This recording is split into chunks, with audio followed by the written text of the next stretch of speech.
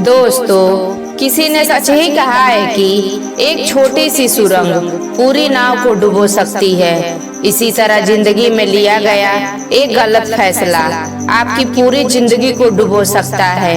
यह कहानी एक ऐसे लड़के की है जो कद काठी में फिट और नौजवान था, लेकिन दुर्भाग्य से उस लड़के को कहीं काम नहीं मिल रहा था। फिर एक दिन वह काम की तलाश में कहीं जा रहा था। उसने देखा कि एक बूढ़ा आदमी अपनी पीठ पर 3 गठरिया लेकर आगे आगे चल रहा है। वह काफी वृद्ध भी हो गया था और काफी देर से यूं ही चला जा रहा था। गर्मी का महीना था और दोपहर का समय था।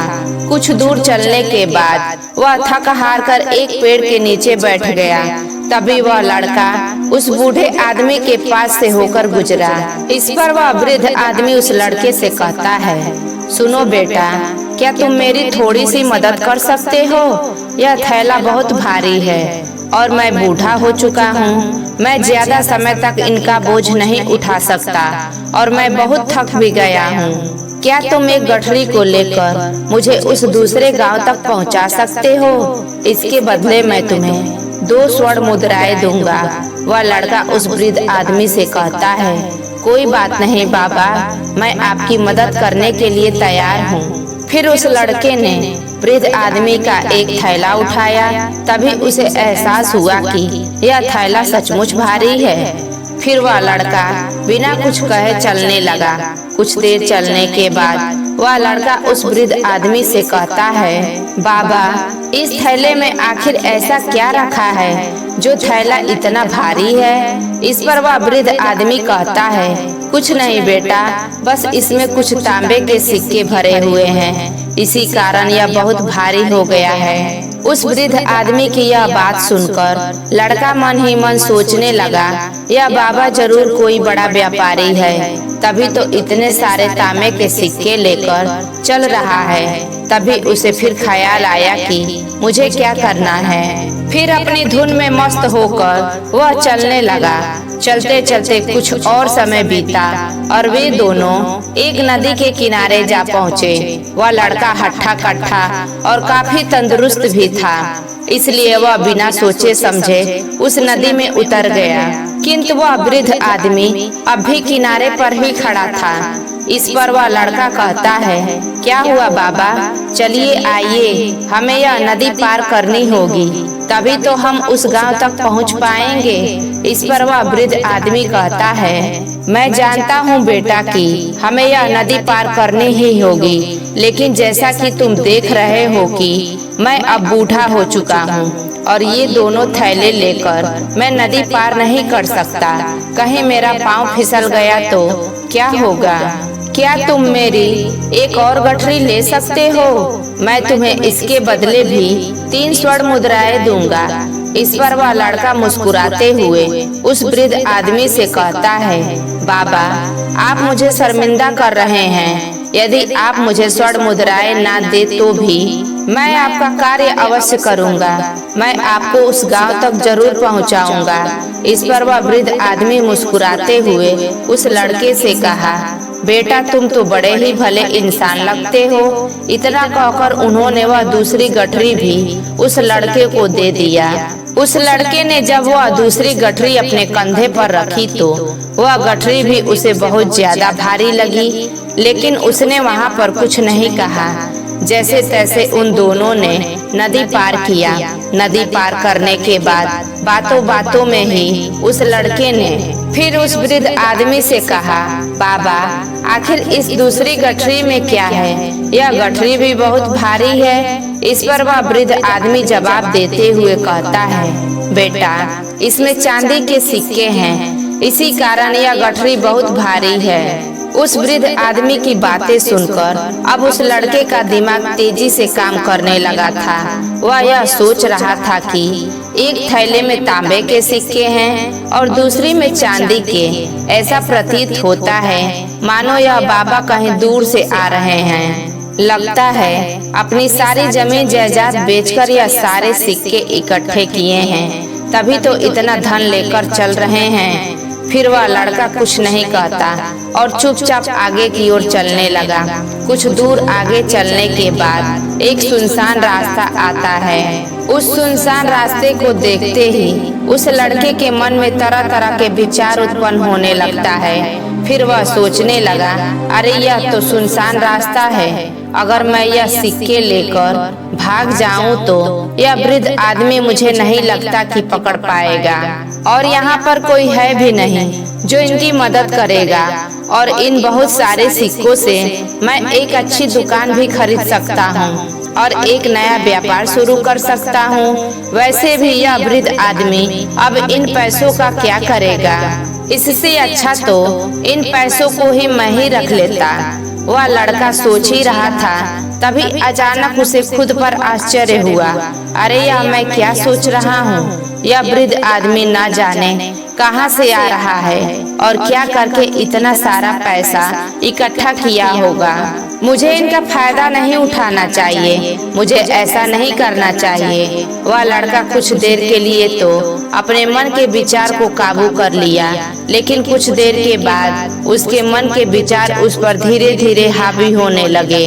वह लड़का दोनों थैला लेकर पीछे पीछे चलने लगा, और कुछ दूर आगे चलने के बाद एक ऊंची पहाड़ी आई, जिस पर वह वृद्ध आदमी उस लड़के से कहता है, सुनो बेटा, यह पहाड़ी मैं नहीं चढ़ सकता, क्योंकि मेरे दोनों घुटने में भी दर्द रहता है। यदि तुम मेरी तीसरी गठरी भी ले लो तो मैं इसके बदले तुम्हें 5 स्वर्ण मुद्राएं और दूंगा, लेकिन याद रखना गठरी खुलना नहीं चाहिए। इस पर वह लड़का कहता है, बाबा आखिर इसमें ऐसा क्या है? वह वृद्ध आदमी कहता है, बेटा इसमें स्वर्ण मुद्राएं हैं। यह सुनकर वह लड़का मन ही मन बहुत खुश हो जाता है। फिर उसने चुपचाप वह गठरी भी उस वृद्ध आदमी से ले लिया और आगे की ओर बढ़ने लगा।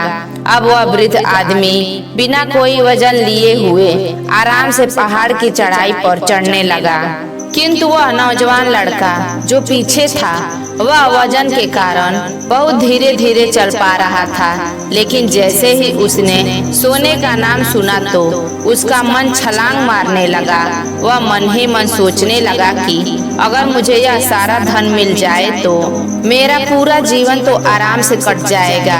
वैसे भी यह बाबा तो बूढ़े हो चुके हैं, भला इन्हें इतने पैसे की क्या जरूरत है, इनका जीवन तो वैसे भी कट चुका है। मैं एक काम करता हूँ, यह सारे पैसे लेकर यहाँ से भाग जाता हूँ। लड़के के मन में अनेक विचार उठ रहे थे।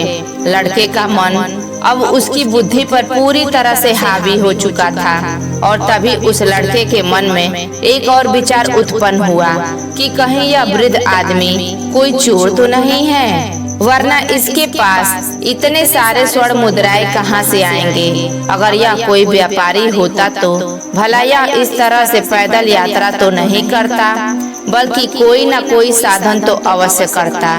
लगता है यह कोई चोर है, और चोर से चोरी करने में भला क्या बुराई है। इससे यह सारे पैसे मेरे हो जाएंगे और मेरी गरीबी भी हमेशा के लिए दूर हो जाएगी।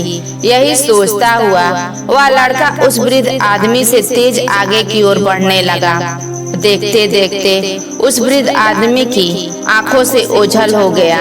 किसी तरह से वह अपने आप को बचते बचाते अपने घर पहुंचा। उसकी खुशी का कोई ठिकाना न था। फिर उसने सोचा, क्यों न मैं जल्दी इन गठरी से सारा पैसा निकाल लूं। यह सोचकर अब उसने गठरी खोली तो पहली गठरी में उसे लोहे से जंग भरे हुए सिक्के मिले। यह देखकर उसे यकीन नहीं हुआ। इस पर उसने फटाफट दूसरी गठरी भी खोल डाली। उसमें भी उसे लोहे के जंग लगे हुए सिक्के ही निकले। यह सब देखकर वह लड़का बड़ा हैरान हो गया। कहता है, आखिर यह हो क्या रहा है? उस वृद्ध आदमी ने तो मुझसे और ही कुछ कहा था। अब उसने वह सोने वाली गठरी खोली और उसमें भी लोहे के जंग लगे हुए सिक्के ही निकले। यह देखकर वह लड़का बड़ा क्रोधित हुआ।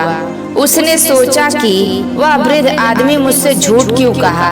उन्होंने मुझसे ऐसा क्यों कहा कि एक में तांबे के सिक्के हैं, एक में चांदी के और तीसरे में स्वर्ण मुद्राएं हैं। वह यह सब सोच ही रहा था कि तभी उसकी नजर उस थैले में पड़ी एक पत्र पर पड़ी। जब उसने वह पत्र उठाया, फिर उस पत्र को पढ़ा तो उसमें लिखा था, यह पूरा नाटक एक ईमानदार व्यक्ति की खोज करने के लिए रचा गया है और मैं इस राज्य का राजा हूँ। मेरी कोई संतान नहीं है और इसलिए मैंने यह षड्यंत्र रचा है ताकि मैं अपने राज्य में किसी एक ऐसे ईमानदार व्यक्ति की खोज कर सकूं जो मेरे बाद इस राज्य का राजा बन सके और इस राज्य के भार को संभाल सके। और इस राज्य का भार वही संभाल सकता है जो पूरी तरह से ईमानदार हो, जिसके मन में किसी प्रकार का कोई लालच ना हो। इतना पढ़ते ही वह लड़का जोर जोर से चिल्लाने लगा। वह सर पकड़कर बैठ गया। वह यह जानता था कि यदि वह अपने मन के विचारों पर काबू कर लेता तो उसका जीवन संवर सकता था, लेकिन वह अपने मन के विचारों पर काबू नहीं कर पाया। दोस्तों, बुद्ध कहते हैं कि मन ही सब कुछ है। आप जो सोचते हैं आप वही बनते हैं। इसलिए आपका सबसे बड़ा दुश्मन भी आपको उतना नुकसान नहीं पहुंचा सकता जितना कि आपका मन। अपने अंदर ध्यान से देखो, जो विचार चल रहा है वही विचार शब्द बनते हैं और वही शब्द कर्म के रूप में प्रकट होते हैं। बार बार दोहराने पर कर्म बर्ताव में बदलता है और धीरे धीरे समय के साथ बर्ताव चरित्र में परिवर्तन हो जाता है और यही चरित्र हमारे भाग्य का निर्माण भी करता है और विध्वंस भी। इसलिए हमें अपने विचारों के प्रति हमेशा सतर्क रहना आवश्यक है। हमें जागरूक रहना बहुत जरूरी है। हमें यह जानना जरूरी है कि हमारे मन में किस तरह के विचार आ रहे हैं। बुद्ध आगे कहते हैं कि कमजोरी हमेशा एक छोटे से विचार से शुरू होती है। यह एक बीज के रूप में होती है और अगर इस बीज को नष्ट ना किया जाए तो यह छोटा सा विचार बहुत जल्द ही एक विशाल वृक्ष का रूप ले लेता है। लालच एक ऐसी बीमारी है जो मनुष्य के बुद्धि और दृष्टि दोनों को नष्ट कर देता है। फिर इंसान को ना दिखाई देता है ना सुनाई देता है। जिस प्रकार आपने इस कहानी में देखा कि किस प्रकार उस जवान लड़के का मन उस पर हावी हो चुका था और उसके सोचने की क्षमता पूरी तरह से नष्ट हो चुकी थी, जिस कारण वह यह समझ नहीं पाया कि उसे क्या करना या नहीं। और लालच ने उसके भीतर इतनी ऊर्जा भर दी कि वह तीनों गठरी लेकर इतनी तेजी से वहां से भागा जैसे कोई भूत। इसलिए जब भी आपके मन में कोई गलत विचार उत्पन्न हो तभी उसे जड़ से उखाड़ देना चाहिए, अन्यथा वह विशाल वृक्ष का रूप लेगा और किसी न किसी गलत राह पर जरूर आपको ढकेल देगा। आप चाहकर भी उसे रोक नहीं पाएंगे। अब आपके मन में यह प्रश्न जरूर उठ रहा होगा कि हम अपने मन के गलत विचारों को कैसे नियंत्रित करें। हमारा मन तो इतना चंचल है, इतना शक्तिशाली है कि वह हम पर हावी हो ही जाता है। हम चाहकर भी उस पर नियंत्रित नहीं कर पाते। इसके जवाब में महात्मा बुद्ध हमें दो बातें समझाते हैं। पहली बात, सही इरादा विकसित करो। कई बार आपने देखा होगा कि आपके मन में कुछ और होता है किंतु आप कहते कुछ और हैं, क्योंकि आपके मन के भीतर जो कुछ भी बसा है वही आपके मुख से बाहर भी निकलता है। लेकिन जब हमसे वही गलती हो जाती है तो उसके बाद हमारा मस्तिष्क अच्छी तरह से काम करना शुरू कर देता है। हमारे सोचने और समझने की क्षमता एक बार फिर से जागृत हो जाती है और ऐसी अवस्था में हमें यह एहसास होता है कि हमसे गलती हो गई है। फिर हमारा मन दुखी हो जाता है और हमारा मन अफसोस से भर जाता है। इसलिए जब भी आप कोई कार्य करने जा रहे हो तो खुद से सवाल कीजिए, स्वयं को जागृत कीजिए। जब आप इरादों के प्रति सचेत होने लगेंगे तब आपके भीतर सकारात्मक ऊर्जा का प्रभाव होने लगेगा और आप सकारात्मक इरादों से जुड़ने लगेंगे। आपके मन के भीतर बसी हुई नकारात्मक ऊर्जा और नकारात्मक इरादे दिन ब दिन कम होने लगेंगे। परंतु याद रहे, आपको यह हमेशा ध्यान रखना होगा कि आपको केवल अच्छा सोचना है। आपके इरादे हमेशा अच्छे होने चाहिए, तभी आप दुख और तकलीफों से बच सकते हैं। अन्यथा कभी न खत्म होने वाले दुखों और तकलीफों में घिरे रहेंगे और आप कभी इससे बाहर नहीं निकल पाएंगे। दूसरी बात, मन के प्रति सजगता विकसित करो, जिससे आपका मन देखते देखते शांत होने लगेगा और आपके मन के भीतर बसी हुई वह नकारात्मक ऊर्जा, नकारात्मक विचार खत्म होने लगेगा और आप शांति की ओर आगे बढ़ने लगेंगे। और आपको इसके लिए बस इतना ही करना है कि इस पल में जो कुछ भी हो रहा है, आपकी आंखों के सामने, आपके भीतर जो कुछ भी जैसा भी चल रहा है, बस उसे देखते रहना है। अपने मन के अच्छे बुरे विचार, अपनी भावनाएं और अपनी यादों पर बिना प्रतिक्रिया दिए उन्हें केवल देखते रहना है, जिससे आपके मन के सारे नकारात्मक विचार देखते ही देखते खत्म होने लगेगा। आपका मन खाली होने लगेगा और आप उन नकारात्मक विचारों से मुक्त हो जाएंगे। महात्मा बुद्ध कहते हैं, जो स्वयं को देखता है वही सबसे बड़ा तपस्वी है, अर्थात जो अपने मन में चल रहे उन विचारों को बिना प्रतिक्रिया दिए हुए केवल देखता है और उन पर कोई भी प्रतिक्रिया नहीं करता, बस उन्हें देखता व समझता है। वास्तविकता में वही मन पर नियंत्रित भी कर सकता है और वही अपना जीवन सुख और शांति से जी सकता है। इसलिए सबसे पहले अपने मन पर नियंत्रण साधना ही होगा, अपने मन को खाली करना ही होगा, अपने मन के विचारों के प्रति आपको सजग होना ही होगा। दोस्तों, यह स्टोरी आपको कैसी लगी कमेंट में जरूर बताएं। तब तक के लिए अपने परिवार का ख्याल रखिए। मिलते हैं अगले वीडियो में। नमो बुद्धाय।